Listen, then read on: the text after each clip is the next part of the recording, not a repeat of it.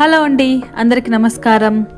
వజ్రం అనేది ఎలా ఏర్పడుతుంది, ఏ రీతిగా ఉంటుంది అనేది మీరు ఎప్పుడైనా ఆలోచించారా?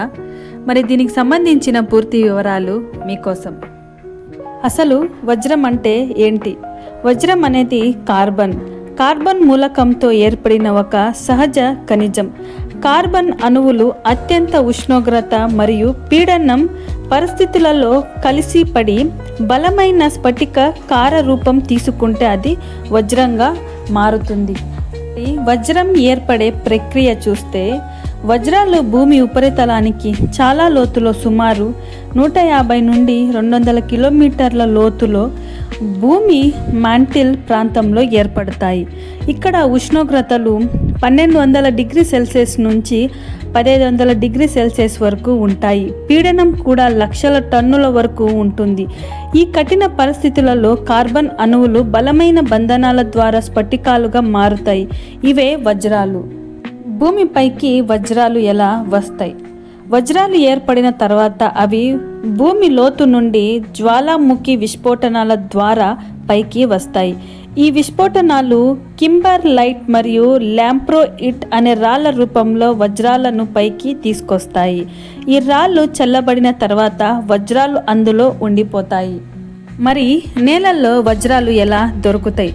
కాలక్రమంలో వాతావరణ ప్రభావం వల్ల ఈ కింబర్ లైట్ రాళ్ళు కూలిపోతాయి. వజ్రాలు వాటి నుండి బయటపడతాయి. మరి నది మట్టిలో లేదా సాధారణ నేలల్లో చేరుతాయి.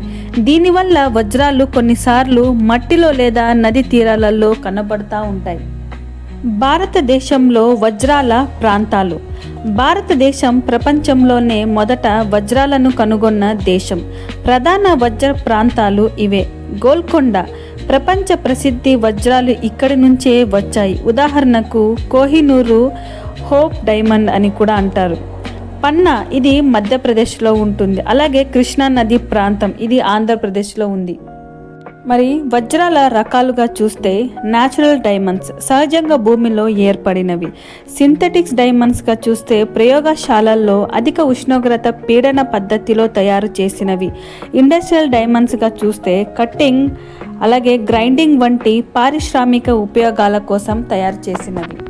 వజ్రాల విశిష్టతలు.